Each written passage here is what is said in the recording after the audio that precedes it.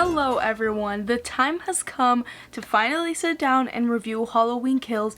If you guys didn't know and you're new to my channel, I have been reviewing the Halloween movies from last October all the way until this October, and it's kind of crazy how much time has passed and how fast it has passed, but I'm so happy that I finally watched Halloween Kills. I've actually seen it twice, so we're gonna talk about Michael today in Halloween Kills and all of the good and the bad and everything, and this review will be very spoiler filled. It'll be like a spoiler talk, so there will be no non-spoiler parts in today's video. I know usually I do either both or a non-spoiler review, but today I just have so much to say that require me spoiling the movie. I might as well just do a spoiler review. Plus, I put up a poll on Twitter, which if you aren't following me, it's at JenniferVMovies, and you guys mostly voted for a spoiler review, so I'm giving you guys what you also want. So without further ado, if you haven't seen the movie, I highly recommend seeing it before watching the video, but if you have seen the movie or you don't care about spoilers, then let's just jump right in. The nightmare isn't over as unstoppable killer Michael Myers escapes from Laurie Strode's trap to continue his ritual bloodbath. Injured and taken to the hospital, Laurie fights through the pain as she inspires residents of Haddonfield to rise up against Myers. Taking matters into her own hands, the Strode women and other survivors from a vigilant mob to hunt down Michael and end his reign of terror once and for all. So, I love the opening scene in Halloween Kills. I actually might even go to say it's my favorite opening in a Halloween movie. Obviously, the opening scene in 1978 is iconic and it is still one of my favorites, but I gotta say, Kills tops that opening scene, and I'm just so excited to just be here talking about it with you, with all of you. I love it because it references things from 2018 since this movie opens right after that movie, so it would make for a great double feature if we played these back to back, kind of how I think it's a great double feature to watch the original 1978 and Halloween 2 back to back, and I think there are a lot of similarities between this one and Halloween 2. Yeah, I just love the way it opens up because we reference 2018, but we also reference the 1978 movie, and we kind of get extra scenes added to that one. So honestly, it would be a triple feature if you watch all three of them back to back because they like talk about each other so much and reference each other that I think that would be a lot of fun. But I love the way the opening was directed. I think David Gordon Green did a great job there, and also the production design and just the art direction in these scenes because it really looks like they came straight out of the 70s. Even the way the camera quality worked, it looked like something from the 70s, and I didn't really notice it much when I saw it on Peacock, but the first time I saw the movie, I saw it on the big screen at the movie theater, and I genuinely could just say that if you put those scenes and take away all of the modern ones, I would just say this looked like it was filmed in the 70s, and I think that's a really great compliment to give the movie because I think they worked really well in trying to replicate things as much as possible. They even replicated things as far as the Michael Myers mask, which I think that was something that was really well done. If you guys have caught up with the Halloween franchise, we know that the masks are really terrible most of the time, so it's really awesome that they were able to recreate the iconic mask that started it all pretty much, and I was just really happy to see that. And I also loved seeing Dr. Loomis. I screamed when I saw it. I was really excited that I saw him, and it just looked so good. Again, it really looked like it was uncut scenes from the 70s. Like, I genuinely thought the first time I saw it, I was like, oh, are these unused footage from the 70s, you know, mixed and matched with modern footage that they used to replicate? But I'm pretty sure that all of it is just new footage, and I think that's incredible. And I just have to give a big round of applause to the team, so great job. I'm kind of gonna jump back and forth to the ending of the movie pretty much, but I love the opening scene, and I only noticed this when I rewatched it on Peacock, which I think is why it's so important to rewatch certain movies, but the opening scene parallels so well with the scene of where Allison and Cameron go into the Myers house. There are so many similarities, from even the way they light up the flashlight to the way that they go and move around the house, and also to the way that characters die. I just think it was done in a really creative way, the way it parallels, and I feel like it'll kind of push us more into Halloween Ends because obviously from the opening scene we understand that Hawkins carries a lot of guilt, which I think was really well done in that art aspect to kind of grow his character and develop him a lot more. But also Allison saw Cameron die, and I think her not being able to save him is going to carry the same guilt, maybe even more, because that was her boyfriend, like Hawkins in Halloween Ends. So I think they paralleled those for a lot of reasons, but I think that's one of the most important ones. I think we're going to definitely see a lot of Allison's pain in the third one, especially because, you know, what we know about the ending, that her mom Karen also died. So yeah, I just really like that parallel. I think if you see them side by side, there's a lot to compare and contrast, and I just really like the continuity of the shots in those two separate scenes. And I just really like the vibe that the opening had. It was very Carpenter-esque. Like, you could tell me John Carpenter directed this and I would not think you were lying. Something else that I really just liked, I like seeing that scene with Lonnie and Michael face off and then he's kind of gone, kind of alluding to that whole mystery of Michael and the boogeyman, because we don't really know a lot about Michael, and this movie, you know, definitely gives us things as an audience to question his existence and just like his state of being and what he actually is. And from the beginning we get that, which I think is incredible. And one of my favorite uses of, I guess, the location is the use of the window. I did not think they were going to go too in depth with that, and they totally did, and they totally rocked that. We get that first scene with Officer McCabe, I think was his name, and you know, he dies looking out at the window in the reflection. And then later on in the movie, the characters talk about how Michael was maybe not looking outside but looking within, and then Karen dies the same way, looking outside the window or maybe looking at her reflection. And I think one of the characters in the Myers house, either Big John, Little John, one of the two, I get them mixed up, but one of them also looked out the window before dying. So I like the use of the window. I think it's something that's going to definitely play a lot more with Halloween Ends and kind of just develop Michael again. And I will just say this as my first negative with the movie. I keep saying things, I think we're going to see this play out in Halloween Ends. I think the biggest struggle that this movie has is that a lot of it, since it is the middle of the trilogy, a lot of its identity belongs to previous works like 1978, 2018, and a lot of it is also going to come in play when the new one comes out, Halloween Ends, in the near future. So it does have an identity of its own. I'm not saying it doesn't. I think definitely this one is way different than Halloween, than the 2018 Halloween, and I'm pretty sure it'll be way different than Halloween Ends, but I think this one, its identity, yes, it's partially, you know, its own, but also it's relying on things that'll happen in the future and things that happen in the past. And you kind of just see that throughout the movie in a lot of different ways, kind of like Laurie was kind of saved, you know, to be used in Halloween Ends, which I wasn't opposed to Laurie not being the spotlight in the movie just because I know the payoff will be great. But I think sometimes as a singular movie, like, I feel like this movie will be definitely enhanced and maybe people will appreciate it more when the third one comes out.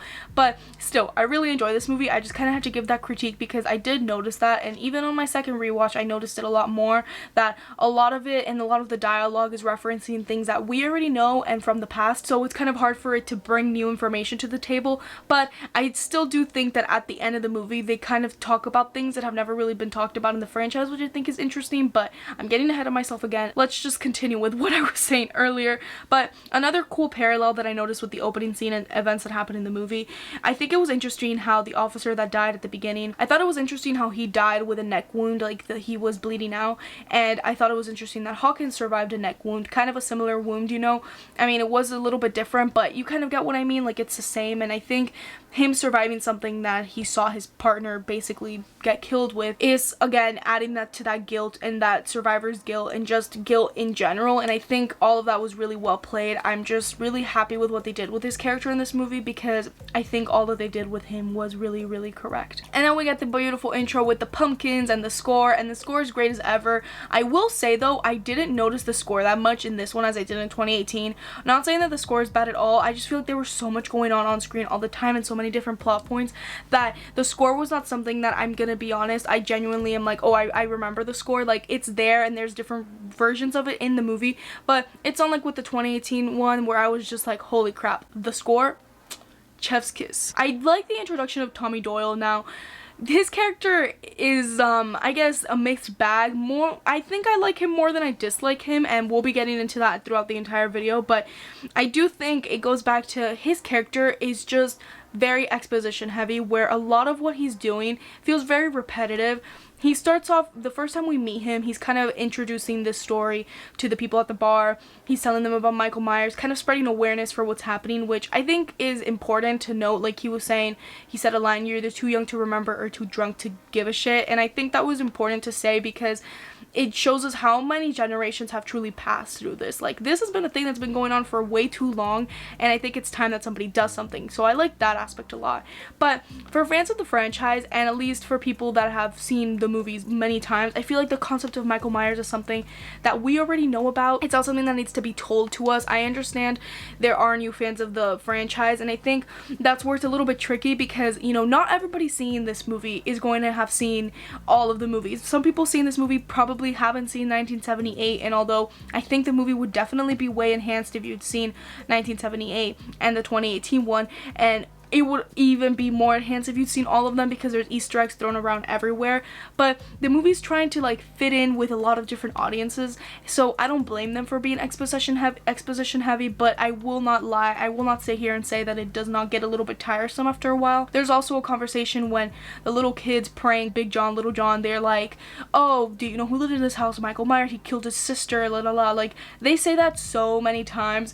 Karen even repeats it to Michael Myers himself. Like, there's several lines in this movie and a big chunk of it is just retelling that, and I feel like it's a way to remind the audience of what's happening, but I also don't think we needed that many reminders because, like, we all know Michael Myers and we all know what he did, and I even think a casual fan of the movie knows kind of what he did. I think as a character he definitely brought a lot of that to the table. But I will say, just to talk positive about that introductory scene, I love the transition. The editing in that scene is fantastic when he says, like, he's talking about Laurie and he's like, this is for you, Laurie, wherever you are, and then it like cuts to her being in the back of the truck, like full of blood, and just like how we left these characters, the Strode family, in 2018, and I just love that. I was living for that so much. And then we get our first really big kills. We get the firefighter scene, which I thought was really great. Like, Michael, honestly, wow, dude, he's good, but also these firefighters are kind of dumb. Like, you have this firefighter who's like gonna kill Michael with water.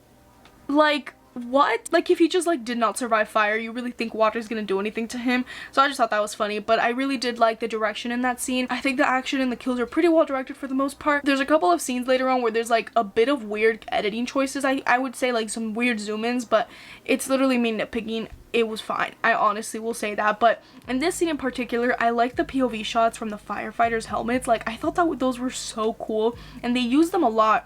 They used a lot of POV shots in the movie in general. Just like one of the other first victims, the elderly couple, like Michael being inside the closet, like that POV shot was excellent. And right now in school, actually, we're learning how to utilize point of view to your advantage, and like, I think this movie definitely knew how to use point of view to its advantage, so I'm going to applaud the movie again for that. Something that I really was not expecting this movie to do, and I really appreciate it for doing that, is showing us what happens after the slashing happens, after he kills these people. Because in normal slasher fashion, somebody dies and that's it. Like, you literally forget about it almost, and then you move on to the next kill. But I liked how he was like set decorating the area and stuff, because as we know from the 1978 and other Halloween movies, Michael Myers liked to set up his victims so like other people find them, like the famous Judith Meyer one with like the gravestone and stuff. Like, he just likes to decorate his area, I guess, and I liked seeing him do that. And I really like the scene where he does it with the guy, with the old man, and he's like putting the knives, and he moves in such a way, like, and the actor moved in such like a rhythmic way where he almost looks like a big Halloween machine toy, like those like animatronics, because he's like moving like knife, and like it does it in a very smooth way. So I really liked the movement with that, and I just liked seeing that. And I think this movie did a good job in just showing us, like I said, what happens after, because we don't normally get that. Like, we got a close-up which was super uncomfortable and was really sad, honestly, of this woman seeing her husband get just killed and like tortured after he's even dead, and she's still alive even though she was just attacked really brutally, and obviously she's gonna die, but you like hear her slight breathing as she's like slowly dying. And I think moments like that are stuff that don't happen in slashers too often, and I just think it was really interesting the way that it was done. And then we even get scenes, this happens a lot in the hospital, where the victim's family from the previous movie, they see the bodies of their loved ones, and they're like reacting anxiously, like, oh, where's this person, where's that person? And it just shows the grief and the pain that comes with this, because a lot of the times in slasher movies, these like killers, you know, we don't really see the pain that they cause because it's almost brushed over. And I just really appreciated that we saw that Michael Myers really is evil. Like, they keep reiterating in the movie, evil is in this town, and it's affected people a lot more. And I'm really glad that this movie took time to do that, because it's just something that I think slashers should do in general, to add more emotion to the movie instead of just being like characters that they killed off. Because the characters that are killed off in this movie, we don't know anything about them, but we still feel bad for them because we spent these intimate moments with them and these really hard moments with them afterwards, which I really thought were excellent. Correct me if I'm wrong, but Cameron is Lonnie's son. And we learned that Lonnie is the kid from the beginning who like saw Myers and stuff. So I like that connection. I like the bringing back the old characters from previous movies and that have had previous encounters with Myers. But Cameron is his kid.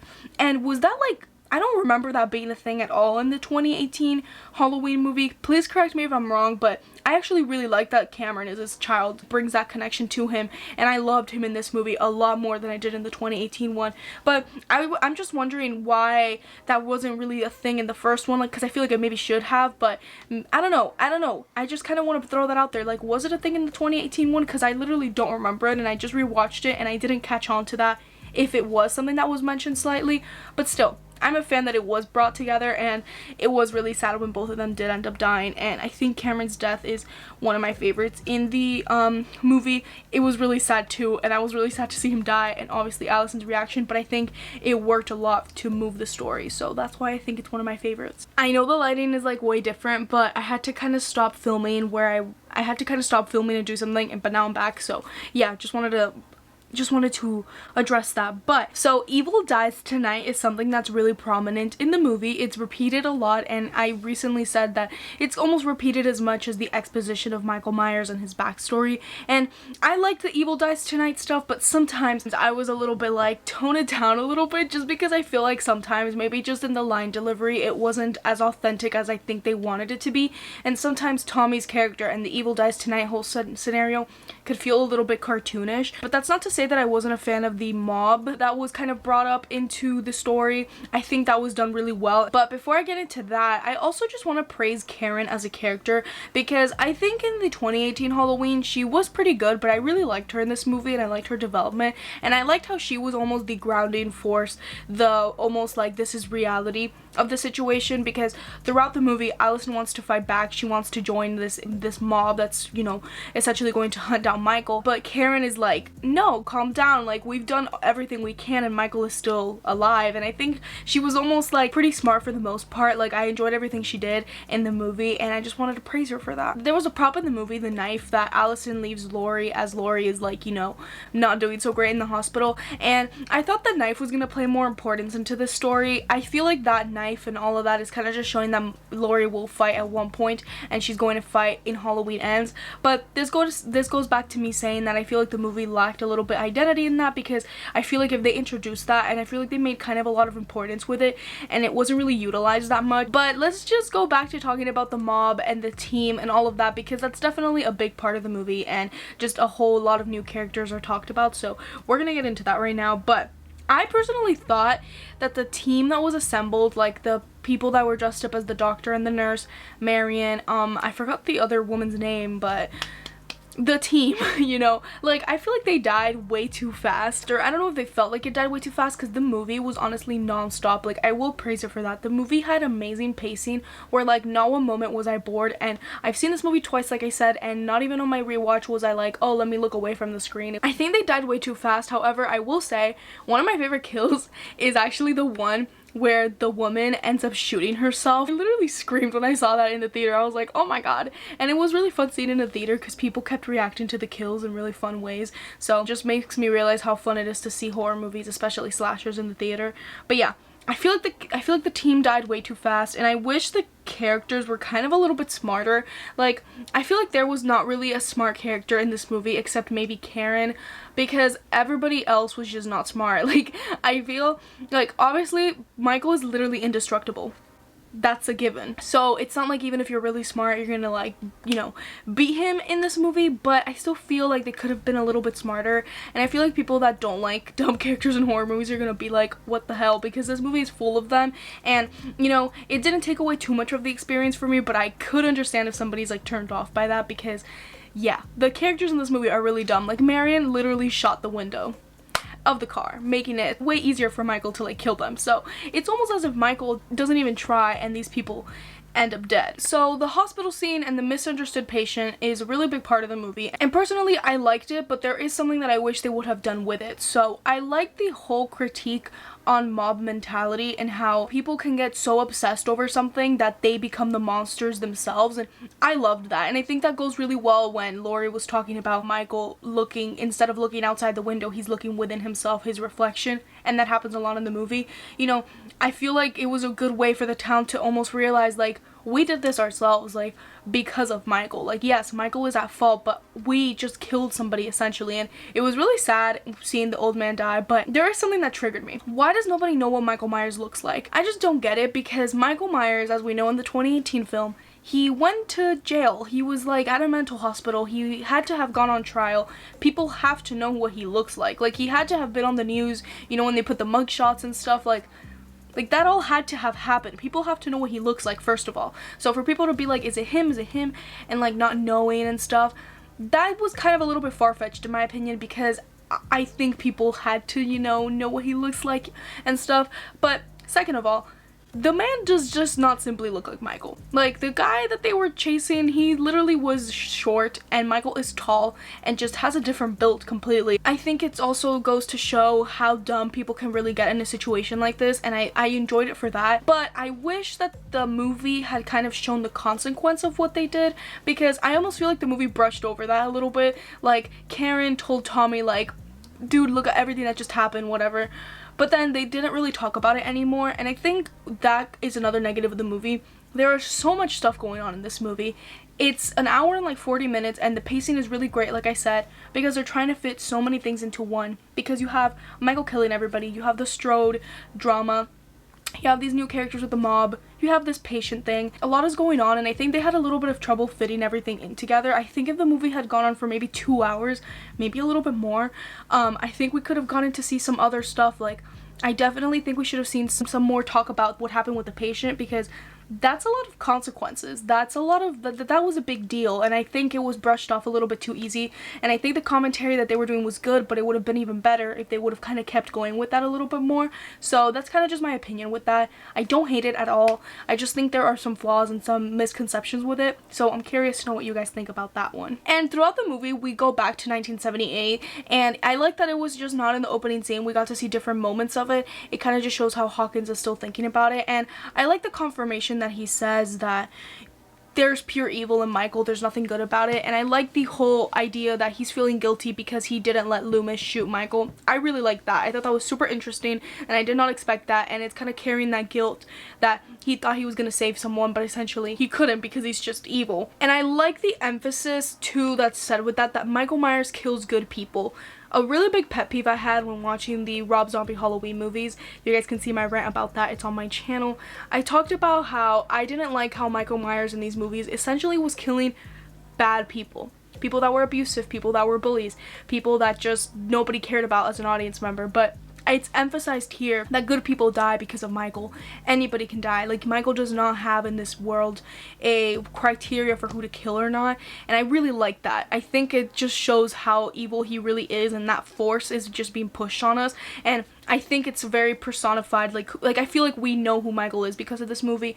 Obviously he's been evil because he's been killing people since day one, but like I think this movie made sure we knew that and understood what type of people he killed, and emphasizing the whole good versus bad was, I think, something really important that this movie had to do, and I'm really glad that the script went forward with that. So then towards the end of the movie, Allison and Cameron end up going to the house, and Cameron follows the same fate that his father did. They die, and it's super sad, and like I said, it parallels to the beginning of the movie. I thought what was gonna happen in this scene before Cameron died, I thought Allison was gonna shoot Cameron's dad, because you know how in the beginning I kept talking about the parallels, but in the beginning, in the opening scene, Hawkins shoots the officer by accident. I thought she was gonna shoot him. Like, I thought there was a scene where she was like pointing at a closet. I thought the guy was gonna be in there somehow, and I thought she was gonna shoot him. I feel like that could have kind of been crazy, but you know, I still think the direction they went with was good. And then Karen being like taking off the mask and stuff, and she's like you murdered your sister, da, da, da, da. And then the whole trap, I thought that was cool. I did not know what direction they were going in at that point, which I thought was interesting, because I like when slashers surprise me and stuff. And then the mob literally attacks Michael. Like, they go for it, and at that point I was like, holy crap, wait a minute, he's like dead. But no, he survived. And I mean, I knew he survived because there's obviously going to be Halloween Ends, but also Michael literally never dies like in any of the movies. I'd be surprised if he dies in Ends. I don't know how they'll do that. We'll see how they do that and stuff. But I like the overlay of Laurie saying that like he's not mortal, like a mortal man could not have done what he does. And I think in Halloween Ends, we're going to learn a lot more about Michael, because in this movie, we started learning a lot more about Michael. What is he? Because I've always had a question. What is this man? Like, what is happening here? They try to explain that in The Curse of Michael Myers. I don't like that at all. But I think in this movie, I like that we're getting some answers, because I like Michael Myers to remain a mystery, but I think the way they were doing it in this movie, giving us hints that he's not totally human, you know, like those type of things that the movie says, I think are really interesting, and I'm just really excited to see how they develop in Halloween Ends. I'm super excited for that. Especially with how they played Karen looking at young Michael at the window. I'm super interested to see how this all plays out. I'm super interested to see if like Laurie felt that, because in that scene when Karen dies, I feel like Laurie knew something was up or something. She was like looking at the window at the same time Michael was looking at the window. I'm curious to know how their connection is in this movie, in this universe, in this trilogy, because obviously they're not siblings anymore in this trilogy. I mean, that we know of. I don't think they'll bring that up in Halloween Ends, but it's safe to say that I'm just interested in the future, because I think they did a lot of good here to establish like a really great like ground level, and where we're gonna go is just up. Like, I'm really excited to see what they do with all of that. But I love the scene when they kill Tommy, and Michael and him, they're just looking at each other, and it kind of stays on that for a while. Like, Michael's killing everybody fast, but he stays looking at Tommy. And if I'm correct, there was a line in Halloween 1978 where like Tommy tells Laurie that you can't kill the boogeyman, or Laurie tells Tommy like, they had a conversation about that, about not killing the boogeyman. And I think that was kind of just like Tommy had this hope that he could save Laurie and all of this, but at the end of the day he couldn't, and it just reinforces how strong and evil Michael is. And I don't know, I just really like that. I loved that so much. And Michael is quite literally indestructible. We see that in this movie. I mean, we have known, but like now it's like definitely 100% confirmed, because they gave it their all at the end and they still lost. And I wonder how they're going to continue that in Halloween Ends. I'm super excited. But with that being said, I'm going to end the review right here, and I'm going to give Halloween Kills a B. I really enjoyed this movie. I really enjoyed this movie. On my rewatch, I liked it even more. Yes, it's flawed. I mentioned all of that in today's video, but I still, at the end of the day, really enjoyed it. And although I think Halloween 2018 is still better because it has a better story thematically and all that stuff, I think this one has more of a rewatchability factor. I think it's really fun, but I also think it does a lot of deep layers and stuff that I think a lot of people are overlooking, and I'm curious to know where you guys fall on the spectrum of liking or disliking Halloween Kills. This movie is very divided. Like, people either love it, people either hate it, and some people fall in the middle. I really like this movie. I'm really excited to hear what you guys have to say about the movie, and I hope you guys enjoyed today's spoiler review and plot breakdown, but I hope you guys enjoyed it nonetheless. And my Halloween series is almost at an end, because the last video we have left is ranking the Halloween franchise that will be coming out by the end of the week. But yeah, thank you guys so much for watching today's video, and thank you guys so much for supporting me throughout 31 Nights of Horror, and just in general, you guys are all awesome, and I'll make sure to see you guys tomorrow for a brand new spooky video. Have a spooky afternoon. Bye everyone!